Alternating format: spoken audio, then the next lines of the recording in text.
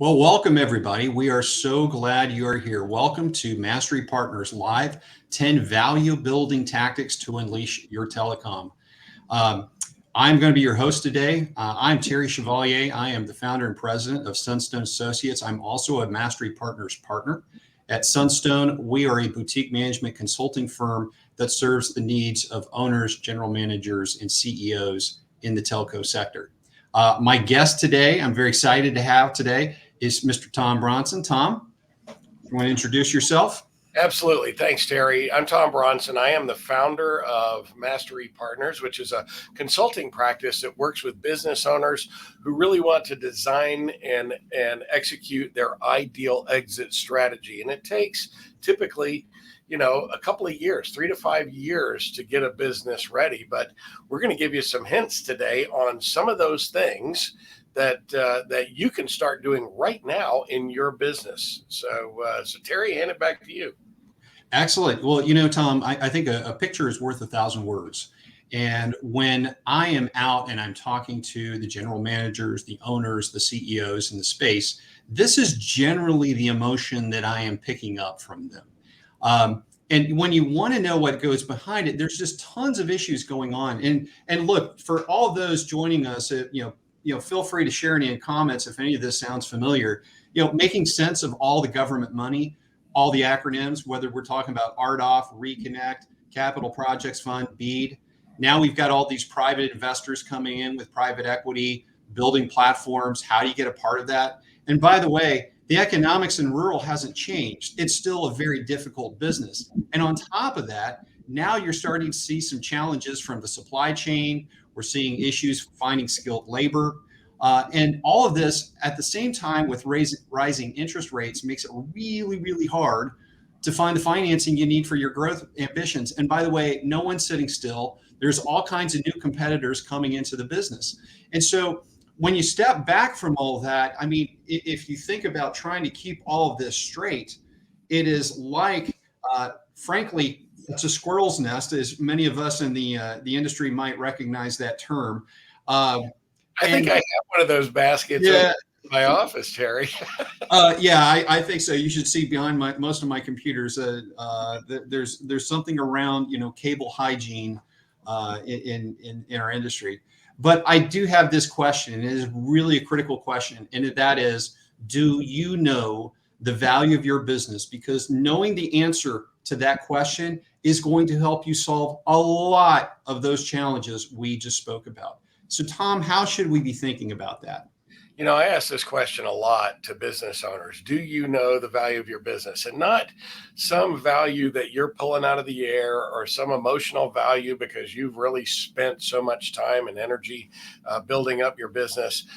What I'm asking here is, have you ever taken a step backwards and looked at your business the way a buyer might look at your business and get the emotion out of it and look at it truly and honestly to do that? If you've done that before, by the way, doing that is kind of the first step to thinking about your exit strategy, because if you don't understand what your business is worth today, then how do you know when you'll ever reach that retirement magic number that you need to reach? But if you've done this, and when you think about the value of your business, is this the way it makes you feel? Like, you could be tomorrow sitting on a beach in Barbados sipping on margaritas, or are you like most business owners, and maybe it should make you feel a little more like this because you haven't taken the time to really understand how a buyer might look at your business. So today we're going to talk about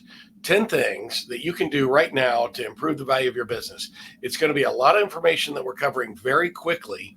But what I want you to do is take a few notes and jot down the 3 most important things that you're going to be able to do in your business, and things that you can take action on right now that you can do as soon as this webinar is over. It's going to feel a little like that we're drinking from a fire hose today because we're moving very, very quickly on this platform. But think about those burning issues and the things that you need to do in your business. And then at the end, I'd like to challenge you to let us know the top 2 or 3 things that you're going to do in your business. So here we go. Number 1, Do you require and do you look at your financial statements by the 15th of every month?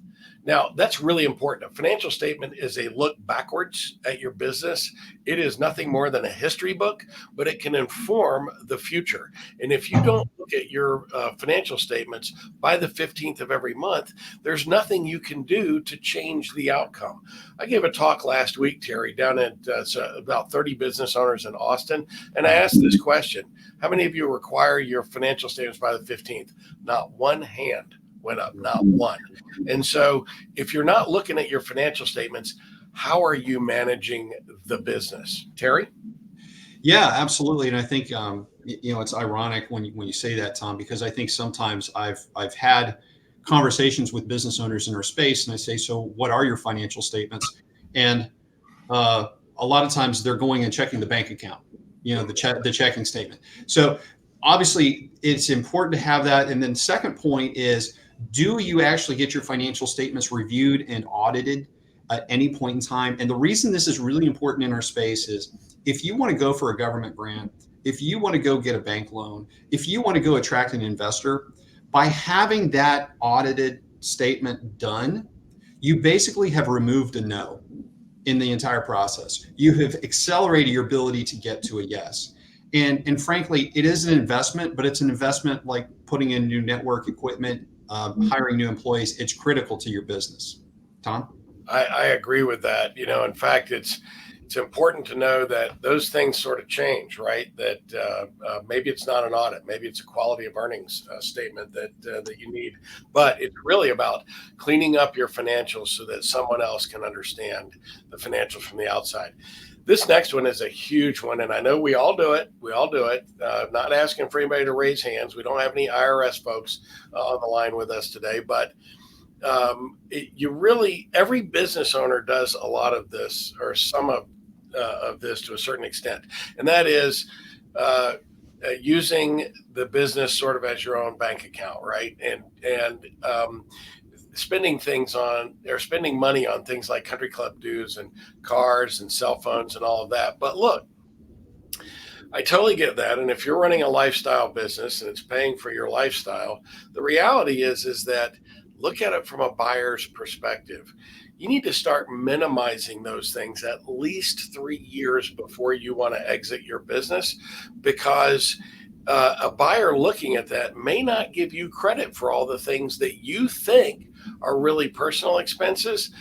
I've got a great story about a client who was buying somebody in a different part of the country. And when we started looking at the discretionary expenses, we had not only his car, his wife's car, his children's cars, his father's car, his father, his wife, his children were all on salary, didn't do anything in the business. All their cell phones were being paid for. His pool guy, his lawn guy, his housekeeper.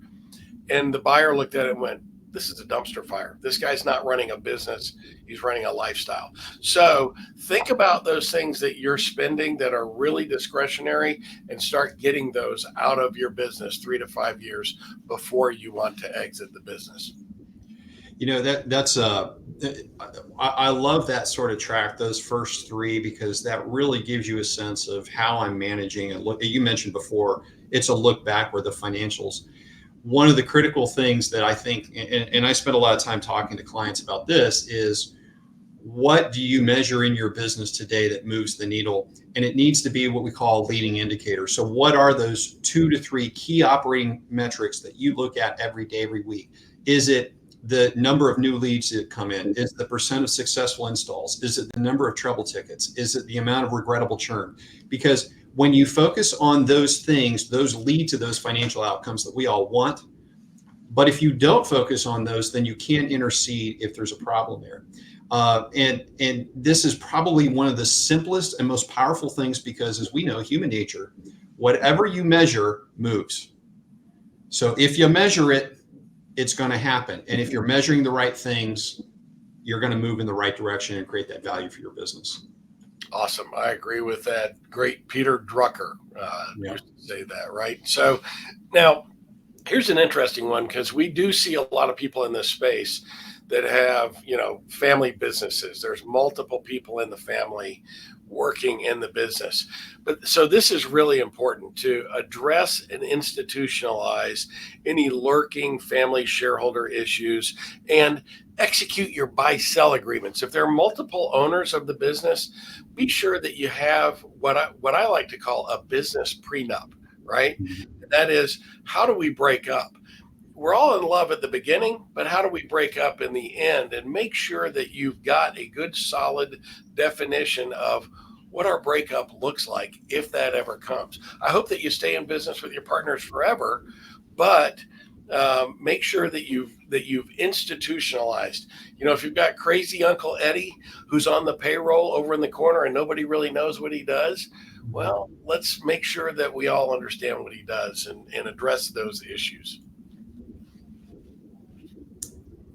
Oh, I think that I'm going to keep rolling here because this is one of my favorites, Terry. Oh boy. Formalized documentation. You know, I grew up in the Deep South, and a handshake means something in the Deep South. But you really need to formalize it. If it's something that you can verbalize to your employees, make sure that you formalize it in an agreement. Don't promise something verbally without putting it in writing. Make sure that that will so eliminate so many headaches down the road.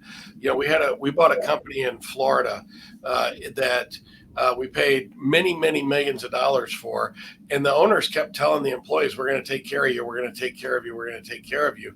And at the end of the day, the average employee got a $2,000 bonus, and it created all kinds of strife. So if it's important enough for you to say it, it's important enough for you to document it. Now, and by the way, the little things mean everything. You know, appreciate, recognize, and reward accomplishments. It's all about creating a great culture. Now, this might not be very intuitive, but a company with a great culture is a company that is very attractive to an outside buyer. They know that they're not buying a bunch of employee problems. They're buying people who are happy. Because guess what? When you're selling your business, you're really selling the future cash flow and profitability. And that depends on having great people who really care about the business. So think about your culture and build a great culture in your business. Terry, why don't you take the next view? Yeah, absolutely. And I love that point about culture. And I think all things start from culture. And one of the things that comes out of that culture, and we love to talk about operations, and this one's a real passion for me. And when I talk to a lot of folks in the industry, we're all struggling with finding skilled labor to do all of the work that's coming forward. So these two ideas that we're going to talk about here really kind of work together. And the first one is very simple. It's simply cross-train your employees, cross-train them into different jobs in the business. The easiest way you have to solve your resourcing gaps is the people that you have now. If you have to go find somebody, it takes time. If you have to go change and invest in new automation and new capabilities, that takes time. So cross-training your employees is critical, and especially if you are the owner or the leader of that business. Because if something happens to you, the business can grind to a halt if you don't have somebody who can step into those roles. And in order to do that, this really gets to number 9, which I absolutely love, which is about document your processes, document everything. How do you do what you do? Especially if you are the owner and that knowledge is sitting up here. If it is not on paper and your team doesn't know how to do it, again, if something happens to you, then the entire business can grind to a halt. For a lot of buyers, they're looking for this clarity about what you call your way, the way you go about doing things. And so the simple way to go through these is, look, come up with a list of all the ways you do things, from how do you market to customers, how do you get customers, how do you do an install, how do I train my employees, how do I manage the network, how do I handle a trouble ticket, how do I bill? Go through those, and then each month pick one that you want to actually go through and document, and then going back to number 8, cross-train everybody into that process. So if you do those two things together, then you've actually created resiliency in your network, and you've de-risked a lot of your business by simply doing that. But, you know, Tom, if we can go to the next, I want to talk a little bit, though, about other things that are happening in the industry that I hear a lot about. A lot of people are concerned about competition, and many providers in very rural areas have not had to compete in the past. The number one thing here, point number 10, measure and monitor your customer satisfaction. This is so critical because if you have satisfied customers, you're going to withstand that competition coming in. And you'll see here, we like to use something called Net Promoter Score. If you don't know much about it, feel free to reach out to us. Happy to explain it to you. But it's a very powerful measure, and it correlates very strongly with the success you have in the business. So you have to go through and actually measure. And if you're seeing things moving in the wrong direction, find out why, intercede, correct it. And again, that's going to prevent your competitors from taking those same customers. Now, here's the thing. I know we said 10 things. So Tom, I'm kind of pushing us a little bit because we always want to provide as much value to our clients as possible. So here, we're going to give you a few extra bonus tips. This point number 11 is about, again, back to your customers, differentiate what you do. Within our industry, everybody likes to talk about a technology or what speeds. People buy an experience, people buy a solution to a problem. So understand your customers and what problems they have and how you differentiate yourself relative to the competition. Going back to the point earlier, it's going to start to build a moat around your business to prevent you from losing customers and give you the ability to grow and grow the value of that business. So Tom, I'm gonna put you on the spot and ask you to keep on going. Believe me, I've got more. You know what? This follows right in with our core values, and that is deliver more, right? Deliver the wow every time. So I've got a few more things I want to mention here. And these things are things that you should be thinking about, especially if you realize that, 3 to 5 years down the road, I am going to transition this business. I want to sell this business, and I need to start working now to start putting those plans in place. So it's really important. And by the way, 100% of every business on the planet will eventually transition. We all have an expiration date. Every business, including the biggest businesses, will eventually transition. And so planning for this in advance helps you do that by design rather than default. So number 12, really plan for ownership and management transition. A buyer is going to want to be sure the day after you get your money and walk out that there are people left behind that can really run and manage that business. So very important. So what we're talking about here is investing in your people so that you can become expendable. One of the biggest obstacles to a business selling is owner dependency. A small business, a business under $5 million in revenue that is dependent on the owner may not be sellable at all. And so it's important to be able to remove yourself from the business and allow other people and train up other people to do that, to run that business after you're gone. And by the way, what happens if something happens to you and you can't go to work for the next 3 months or worse ever, right? So what happens? By having those people in place and making sure that you can be removed from the business, that is the easiest way to do that. This is one of my favorites too, and it's sort of a bonus on the bonus, and that is documenting and sharing your will with your living will, your ideas, your thoughts about going forward with your managers and with your family. If something happens to you, people need to know what to do. We have an exercise that you can go find on our website called the Green Box exercise. You can go download that, and then you can prepare a group of documents to, if something happens to me, this is where you go.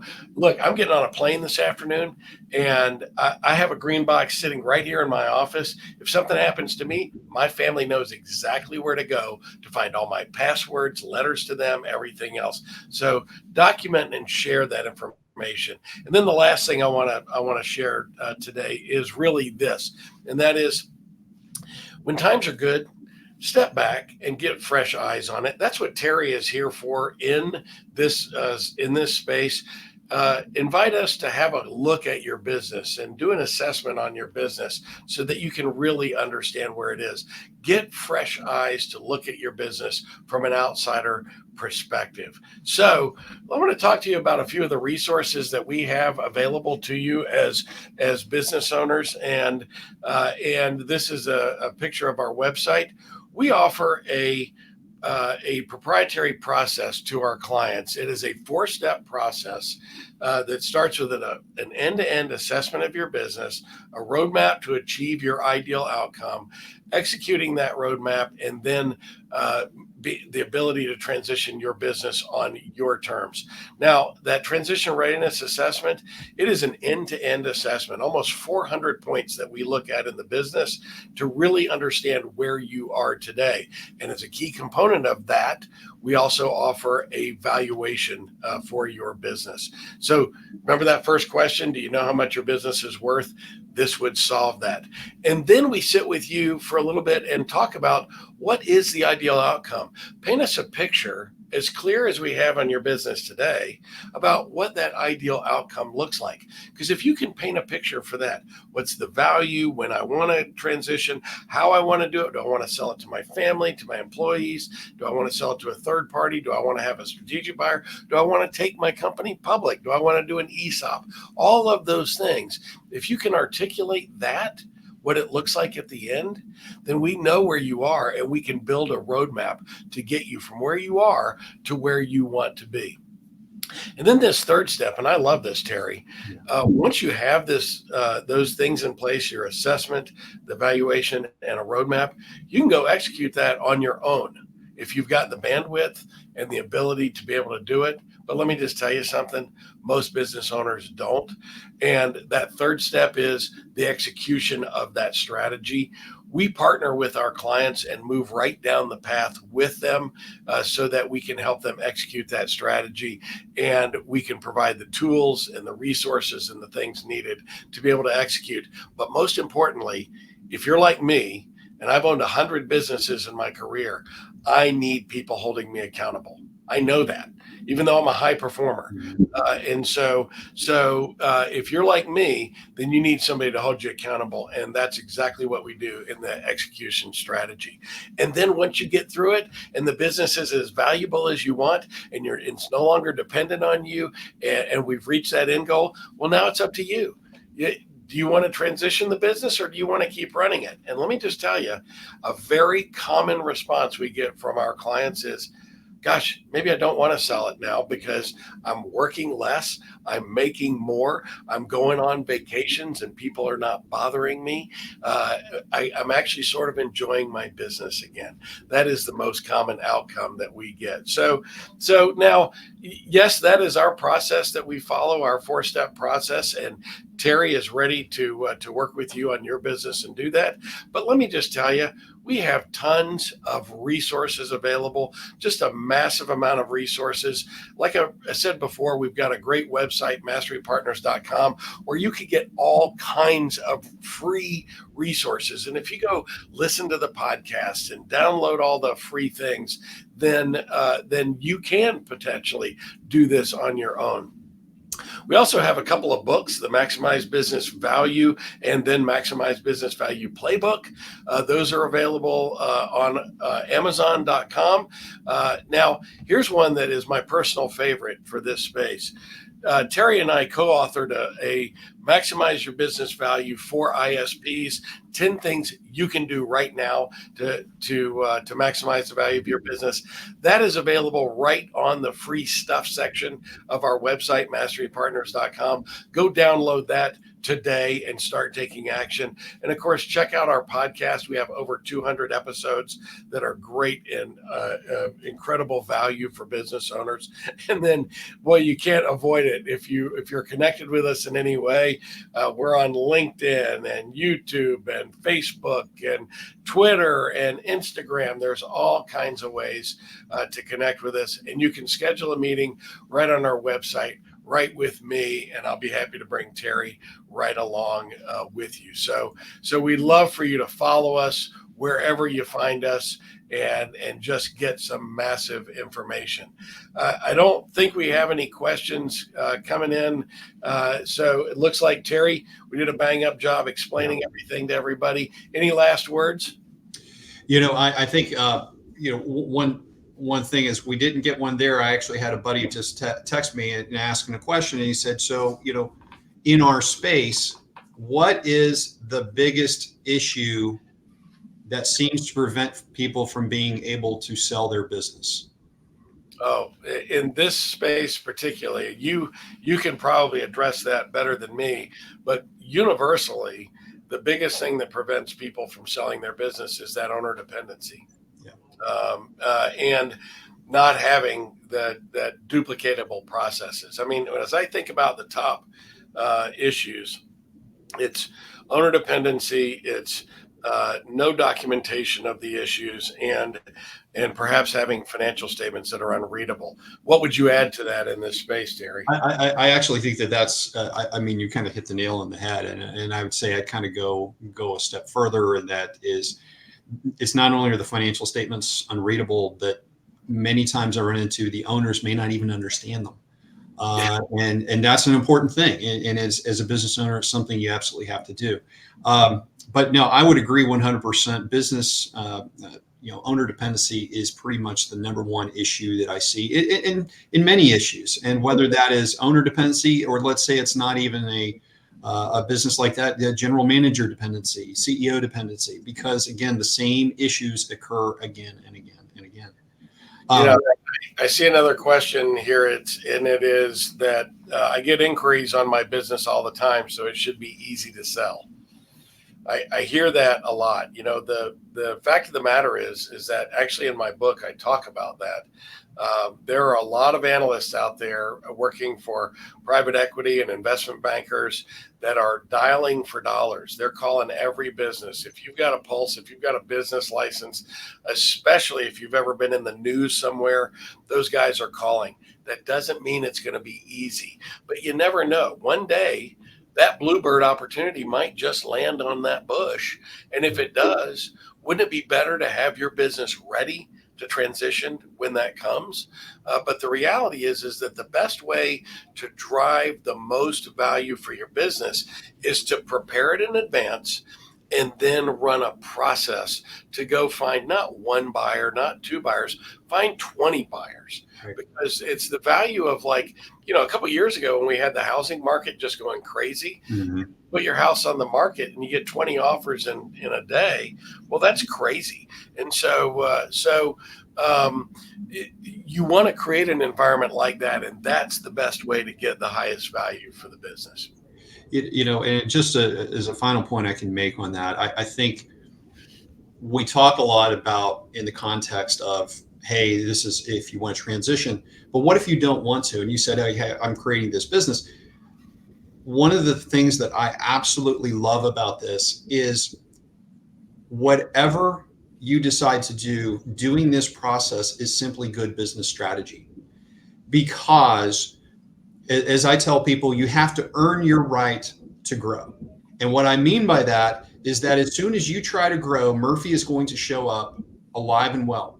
If you haven't taken care of the issues that are going to hold you back, they are going to rear their ugly heads and prevent you from doing that growth. And so regardless of whether you say I want to transition in 3 years or 30 years, this process is so powerful to unlock so much value in your business and just create this amazing asset for you and your family. So I love the process.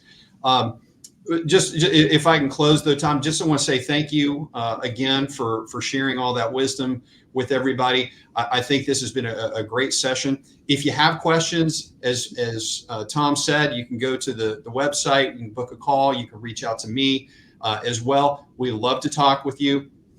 And if you just want to even rap about what's going on in the industry and how do you solve that, I love doing that too. So very much appreciate your time today. Tom, thank you. And we look forward to hearing from you. Awesome. Thanks, Jerry. Thank you.